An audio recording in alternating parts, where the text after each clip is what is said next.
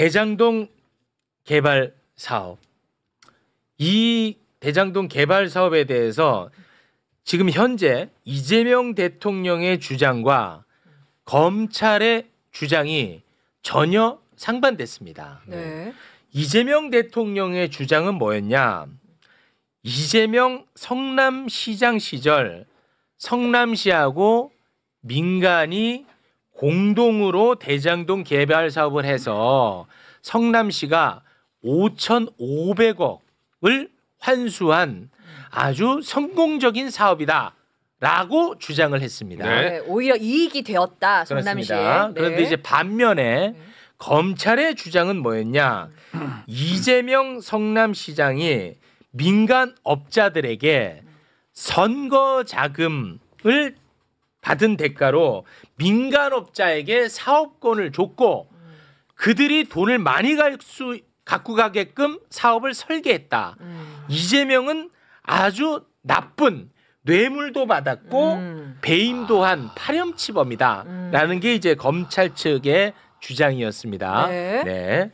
그런데 기소된 지 4년 만인 지난 10월 31일 금요일에 대장동 개발업자들에 대한 1심 선고가 있었습니다. 그런데 이제 개발업자들에 대한 선고도 중요하지만 이 선고가 이재명 대통령 사건에 어떻게 관여가 될 것인가. 네. 이게 사실은 더 중요하겠죠. 네. 두 갈래로 나눠서 보도록 하겠습니다. 네. 일단 대장동 개발업자들 어떤 선고가 있었는지 간략하게 정리 부탁드립니다. 성남도시개발공사 본부장이었던 유동규 씨는 업무상 배임죄 뇌물죄로 징역 8년에 벌금 4억, 추징금 8억 1천만 원.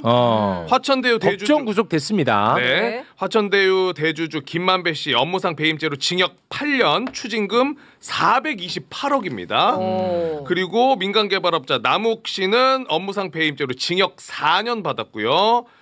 정영학 개발업자 업무상 배임죄 징역 5년, 그리고 성남도시개발공사 정민용 팀장 업무상 배임죄와 뇌물죄로 징역 6년, 벌금 38억, 추징금 37억 2,200입니다. 네, 중형 선고를 받았습니다. 자, 이재명 대통령과 관련되는 부분에 들어가기 앞서서 이 부분에 대한 이야기만 두 분께서 조금 보충 설명을 부탁드리겠습니다. 혹시 주목할 부분이 있으면 그 부분도 좀 짚어주시면. 요 판결에 대해서. 예, 요 사람들에 대한 건 이재명 대통령 건은 잠시 후에 하겠습니다. 네.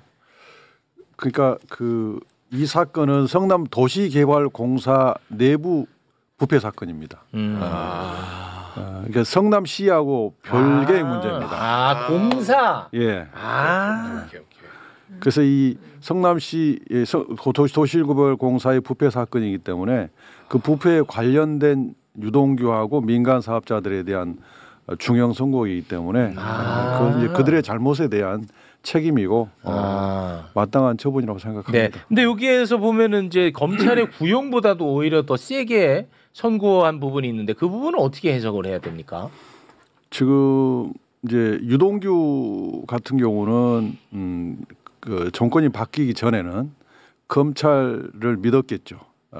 유동규는.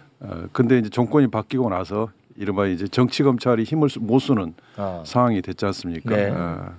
그게 이제 판결의 중형 그러니까 원래는 중형 구형이 됐어야죠. 유동규는 그 당시 공직자 신분이었는데 부패에 매수돼 버렸으니까. 그렇죠. 근데 구형이 정해진 구형이 낮았다는 것이 오히려 이상한 거고 법원이 제대로 판결한 거고 정민용도 관여 정도는 저들 중에 제일 낮다고 봐야 되지만 정민용도 공직자였지 않습니까? 그렇습니다. 그걸 감안해서 검찰 구형보다 세게 선고한 거다 이렇게 생각합니다. 여기서 제가 한마디 좀 보태면 그날 현장에서 가장 5명이 다 멘탈이 좀 나간 모습을 보였어요. 그 중에서도 가장 누가 심각하게 멘탈을 나갔냐? 정민용입니다. 정민용과 다시 좀 사진 좀 올려주세요. 정민용. 유동규 순이에요. 정민용과 유동규. 자기가 이 5명 중에 자기가 가장 형량이 낮게 받을 거라고 예상을 했던 사람이 아무래도 정민용일 거예요. 근데 그럼에도 불구하고 검찰에서 구형한 것보다 1년 더 높게 받았고 이런 상황 속에서 심지어 자기가 평생 동안 선배로 모셨던 남욱이 자기보다 더 주도자인데 더 자기보다 더 낮게 받았습니다. 그러네요. 그리고 심지어 뭐 벌금도 나오고 추징금도 높고 네. 그런 상황에서 정민용은 자기 스스로 항상 나는 부차적인 존재였는데 왜 나에게 이렇게 갑자기 과하게 하지? 이런 상황 속에서 멘탈이 붕괴됐을 거예요. 근데 이런 사람들이 또 누가 있냐? 유동규가 있어요. 그리고 그날 재판정에서 가장 핵심적인 사안이 뭐였냐? 네네네. 핵심적인 사안이 유동규와 정민용을 압도적으로 질타했어요. 누가? 재판장이. 유동규하고 정민용을 그렇죠. 많이 뭐라고 상대적으로 했어요? 우리가 판결문을 막 이렇게 분석하고 그날 현장의 분위기를 봤을 때 우리가 물론 앞서서 김만배, 뭐 나무, 정영학 질타를 했습니다. 근데 유독 더 도드라지게 질타를 한 두 명이 바로 유동규와 정민용입니다. 왜 그랬을까? 공직자라서 그랬나? 그렇죠. 성남 도시개발공사의 공직자로서 자신의 책임을 방기해서 이 주도적으로 이 모든 행위들을 이끌어 나가는 거를 굉장히 압도적으로 질타했어요. 그 다시 한번 좀 핵심입니다. 띄워주시면은 유동규 같은 경우에는 이제 공직자 신분이었는데 매수가 된 케이스고요. 네. 정민용 같은 경우에는 민간인이었는데 내부자를 심어놓은 거예요.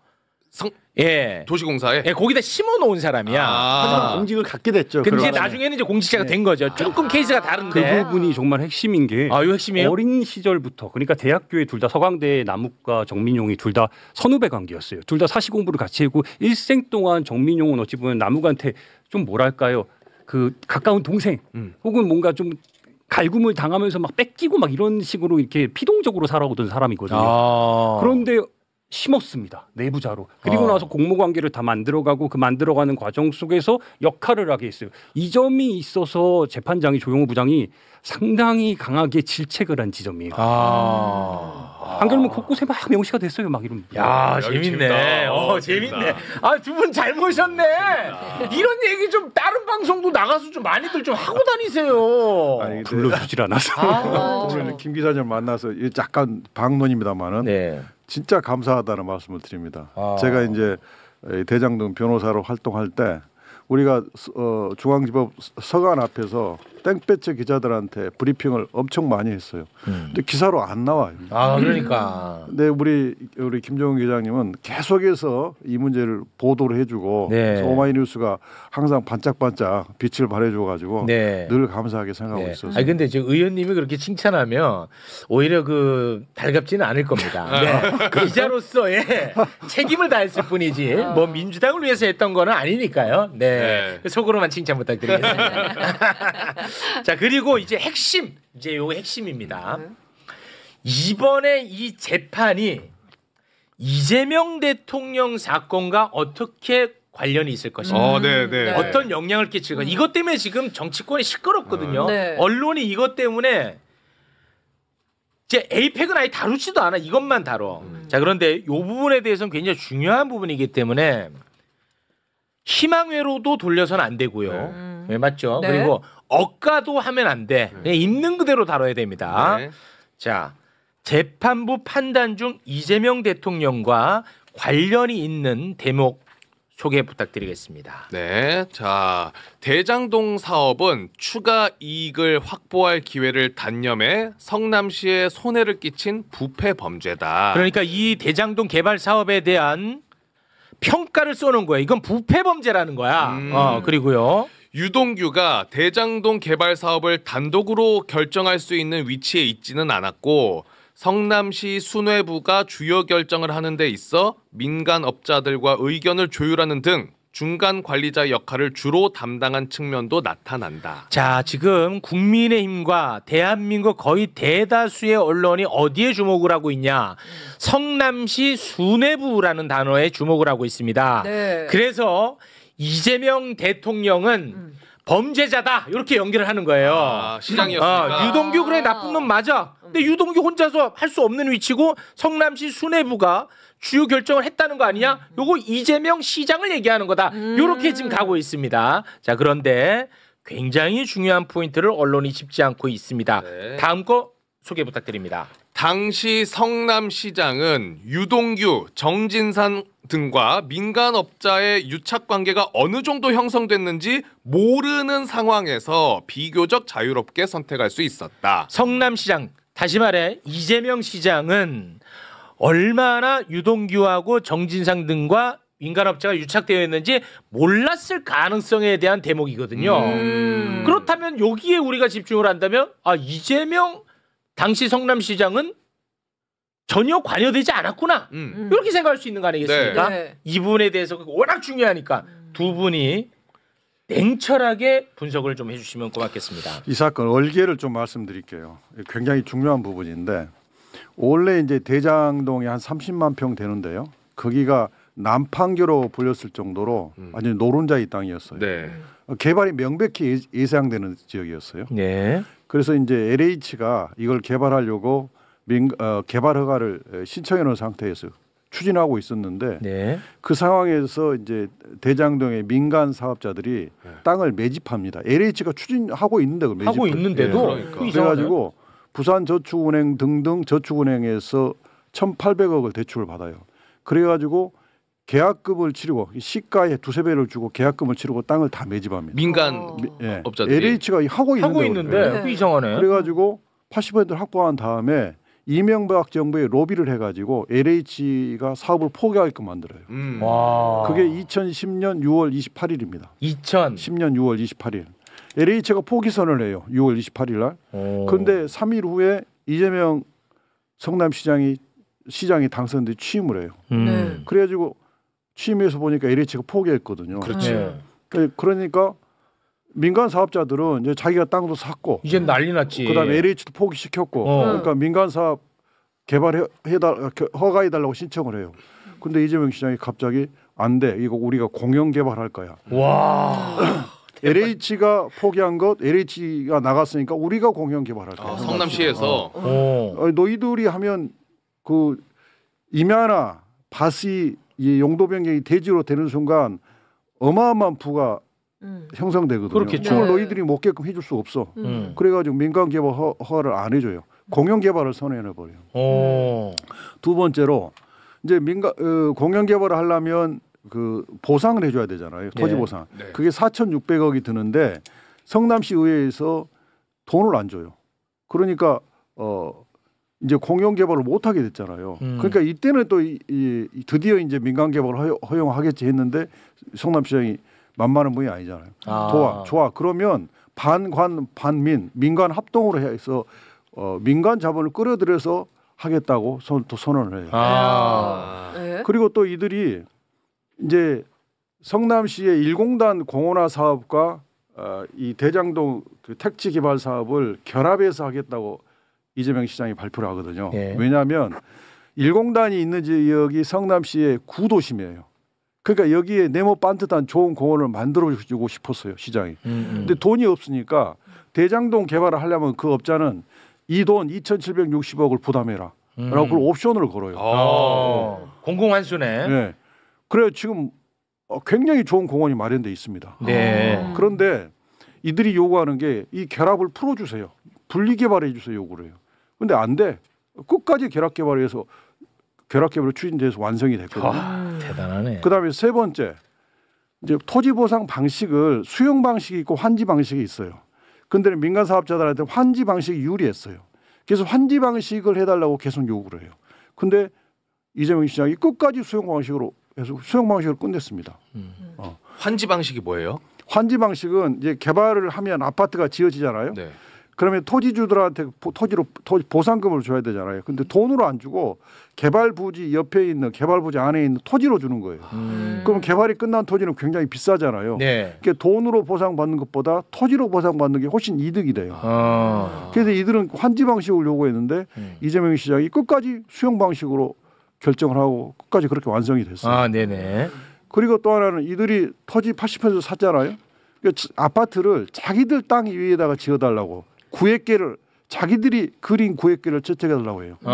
근데 이재명 시장이 안 돼.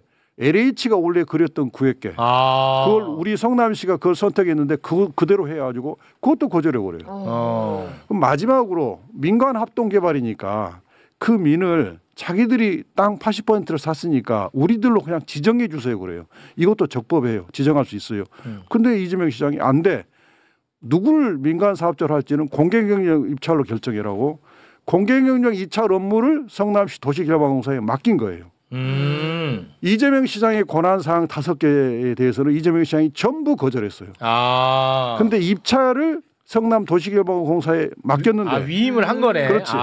그랬는데 유동규가 거기 기획본부장이었어요. 거기 매수가 된 거예요. 유동규가 매수로 돼가지고 이 사단이 난 거예요. 그래서 이 사건은 성남시하고 아무 상관이 없는 사건이에요. 거기서 처음부터 이거를 성남시하고 아무 상관도 없는 사업이라고 하면 사람들이 거부감이 딱 들어요. 왜 이재명이랑 왜 관련이 없어? 이렇게 되는데 설명을 듣고 봤더니 그 말이 무슨 말인지 알겠네요. 그러니까 저기서 수뇌부를 이재명 시장으로 본다면 수뇌부의 결정, 주요 핵심 결정 5개는 전부 민간 사업자의 이익과 반대되는 결정을 한 거예요. 그러네. 그리고 이 결정에 대해서 유동규는 관여를 못했어요. 유동규는 계속 따라가면 민간 사업자들이 환지 방식을 관철해줘. 환지 방식을 관철하라고 엄청 주장을 해요. 근데 이재명 시장은 듣지를 않아요. 저 문제는 그렇게 이해하시면 됩니다. 그러면은 저기서 말하는 수뇌부라고 하는 것은 성남 도시개발공사의 수뇌부라고 우리가 이해를 해야겠군요. 근데 저 판결문의 깊은 뜻은 모르겠는데 아닌가요? 사실관계는 그랬다는 겁니다. 우리 기자님, 자 다시 한번 얘기하지만 이거 워낙 중요한 문제이기 때문에 희망회로만 돌려서도 안 되고 억가를 해서도 안 됩니다. 냉철하게 가야 됩니다. 차라리 명징하게 그 수뇌부가 누구다라고 이렇게 단정을 지어줬으면 좋았을 겁니다. 근데 판결문에서는 단정짓질 않습니다. 그리고 오늘 제가 처음 매불쇼에 왔으니까 선물 하나를 가지고 왔는데 판결문입니다. 판결문 하나 떼어왔어요. 젠순왕이네. 계장동계의 젠순왕입니다.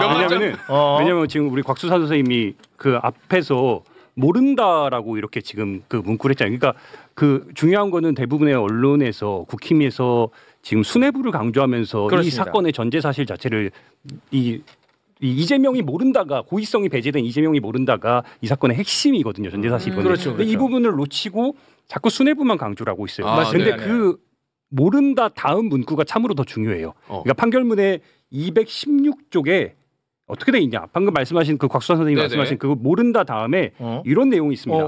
물론 이재명은 유동규 정진상으로부터 피고인 김만배, 남욱 등 민간업자들이 공사 설립이나 성남시장 재선 과정에서 큰 도움을 준 사실을 보고받았을 것으로 보이나 유동규 정진상과 달리 수용 방식 결정 무렵까지 민간업자들로부터 직접적으로 금품이나 접대를 받았다는 증거가 없다. 난 겁니다. 이게 무슨 얘기냐? 결국에는 뭔가 보고를 받았을 거라고 추정되는 영역이 있지만 직접적으로 금품을 받거나 접대를 받거나 고의성을 위해서 뭔가 행동했다는 이런 직접적인 연결고리를 재판부가 전부 다 차단을 해놨어. 다 부인해 버렸어요. 이거를 판결문에다 명시를 했습니다. 그럼에도 불구하고 수뇌부라는 말이 들어갔기 때문에 그 수뇌부 속에서 그리고 그 수뇌부를 뒷받침하는 유동규의 진술과 남욱의 진술을 판결문에서 어느 정도 인정한 부분들이 있어요.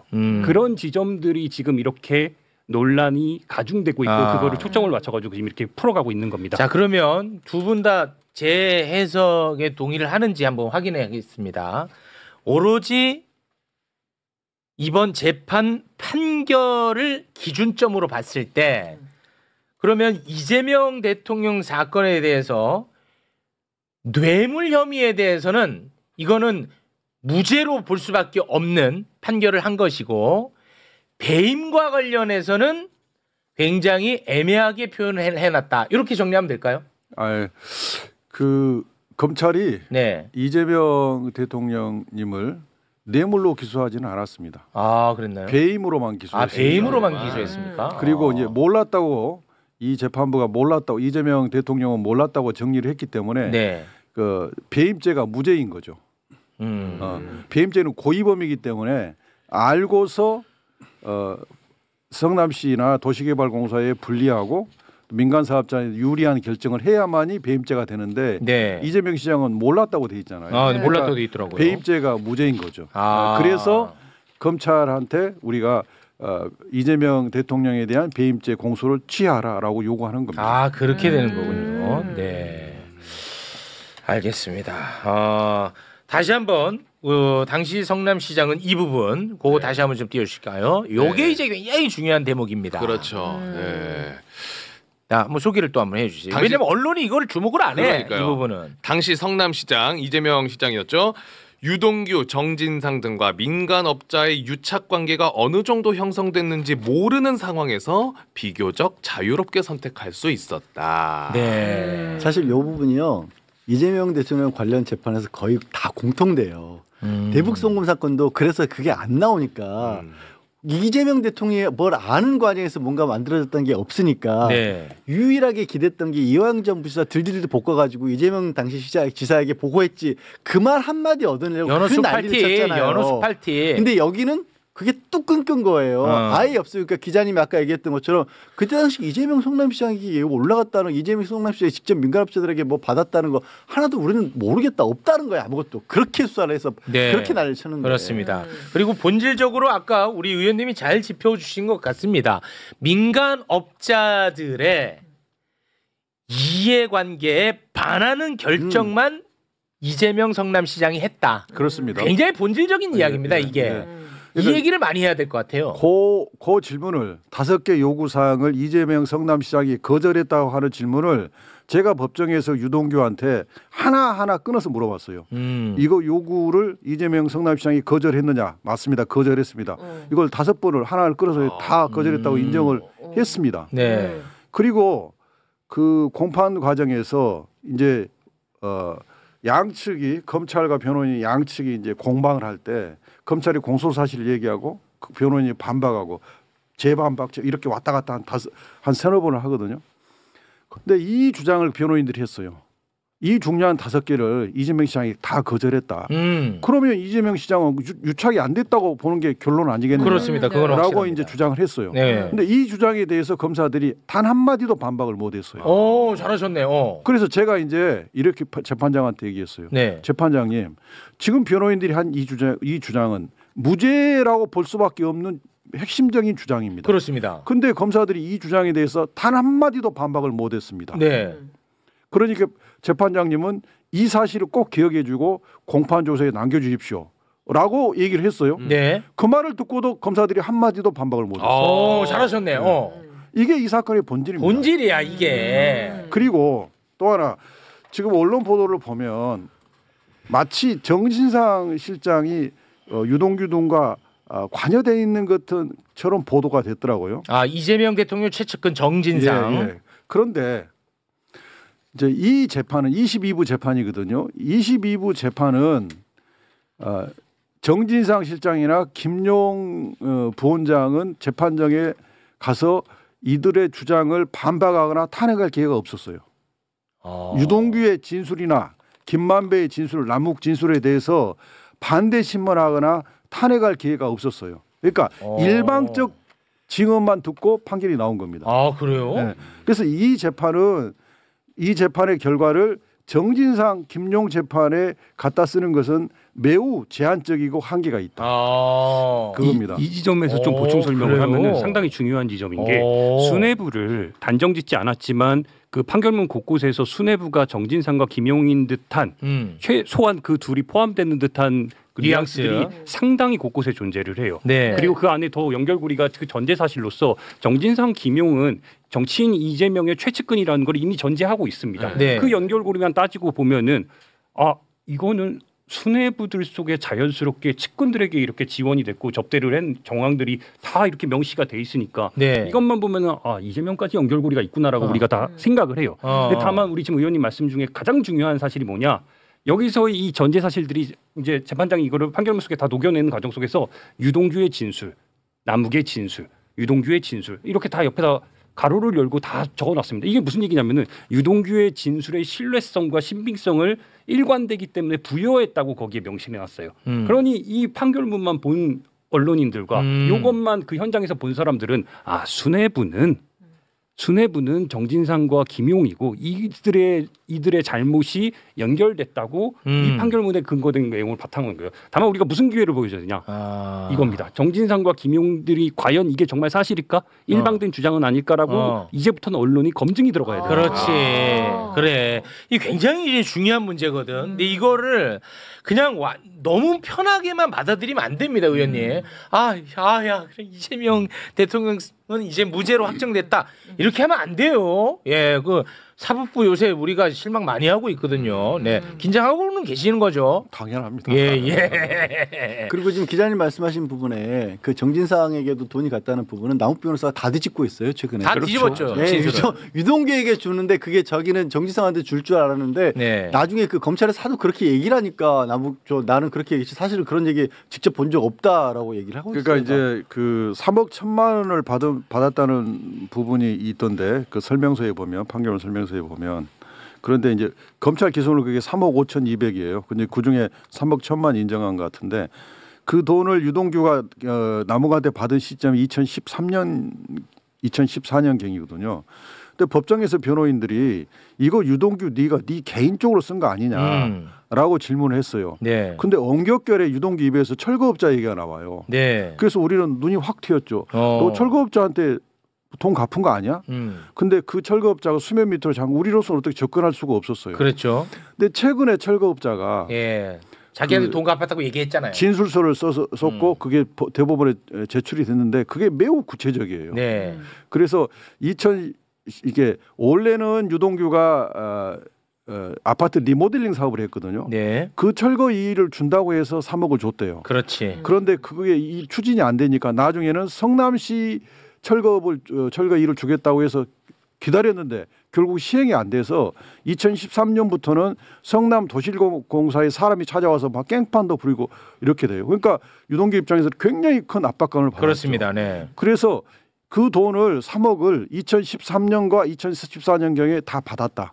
이거예요. 근데 그 시점이 유동규가 남욱한테 돈을 받았던 시점과 일치해요. 그렇지. 뿐만 아니라 정민용의 자술서를 보면 최초의 검찰에 낸 자술서를 보면 그 유동규가 업자한테 빌린 돈을 안 갚으면 큰일 난다고 해서 3억을 요구했다라는 것이 나와 있어요. 그러면 이건 거의 그렇지. 유동규가 남욱한테 받은 돈은 철거업자한테 그 돈을 반환하려고 받은 돈이 거의 저는 명백하다고 생각해요. 그렇습니다. 이런 내용이 22부 이 재판에는 반영이 안 돼 있어요.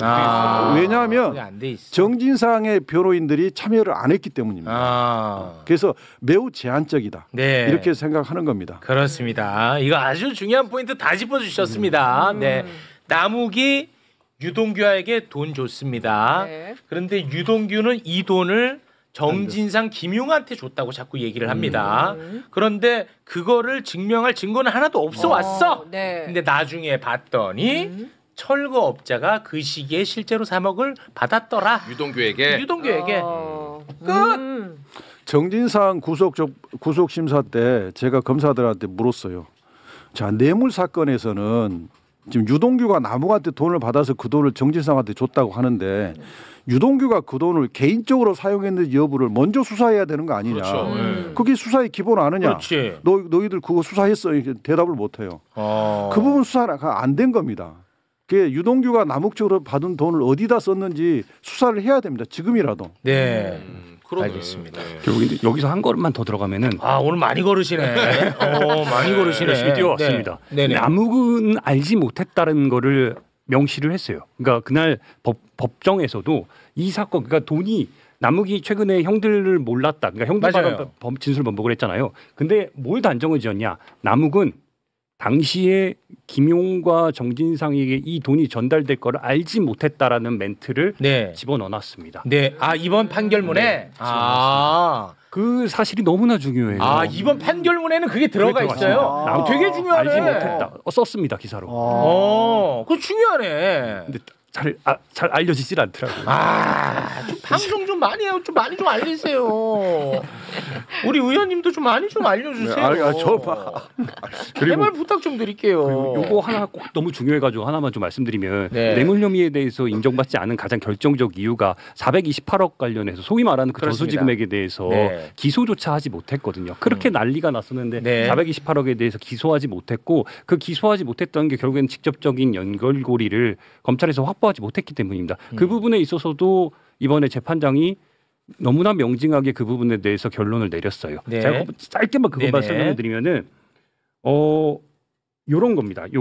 요런 건데 정진상이 이재명에게 피고인 김만배의 지분 중 일부를 받기로 했다는 내용을 전달했다는 피고인 유동규의 진술로는 이 사실이 입증되지 않는다. 달리 이를 입증할 만한 증거도 없다. 따라서 피고인 유동규의 진술과 같이 나중에 이재명을 위해 쓸 수 있다는 지분을 받기로 한 것이라고 하더라도 사실상 이재명이 이를 약속받은 것이라고 평가하기는 어렵다라고 했습니다. 그 대한민국을 아주 시끄럽게 했던 428억 그분 이재명 그래갖고 대한민국 얼마나 시끄러웠습니까? 근데 그게 정확하게 들어가 있군요. 어렵다라고 그냥 써버린 거예요. 이 진술이 설사 이런 진술이 유동규가 했을지라도 유동규의 진술의 신빙성을 상당히 부여를 했거든요. 그럼에도 불구하고 이 428억에 관련해서는 인정하기 어렵다. 받아들이기 어렵다라고 명확하네요, 그 부분은. 명징하게 이번에 그냥 딱 했습니다. 그렇습니다. 428억은 이제 정영학 녹취록을 보면 그 2020년 10월 30일 날 분당의 노래방에서 유동규, 김만배, 정영학이 만나서 이 428억을 유동규 몫을 유동규한테 어떻게 줄 것인지 방안을 논의를 해요. 네. 근데 그 논의 내용에 보면 정진상이나 김용은 아직 등장하지 않습니다. 뿐만 아니라 맞아. 정영학의 전체 녹취록 2012년부터 21년까지 그 전체 녹취록에서 이재명, 정진상, 김용은 등장하지 않아요. 이 명백한 증거예요. 그런데 다만 유동규가 뭐라고 하냐면 여기에 등장하지 않지만 나는 따로 정진상한테 다 보고했다. 이 말뿐이에요. 말. 이게 말도 안 되는 거예요. 그런데 428억의 정진상, 김용 몫이 있다고 하는 것은 명백히 거짓말인 게 제가 하나 소개시켜 드릴게. 그 유동규가 2022년 10월 20일 날 석방되거든요. 석방되기 며칠 전에 10월 14일부터 16일 사이에 검사 면담을 해요. 그러니까 약 통합해 보면 한 24시간 검사 면담을 해요. 조서를 작성하지 않는 면담을 해요. 네. 근데 그 면담 조사에서 유동규가 이렇게 말을 합니다. 예전에는 대장도 사업에 대한 정진상, 김용의 몫이 없다고 생각하였는데 이때까지 그렇게 정진상, 김용 몫은 없다고 지는 알고 있었대요. 네. 그런데 지금은 김만배가 직접 이 사람들과 거래하여 지분을 주었을 수도 있다고 생각합니다. 라고 하면서 갑자기 정진상, 김용 몫이 등장해요. 이거 검찰이 개입한 것 같아. 그러면 진짜. 자 생각해 보세요.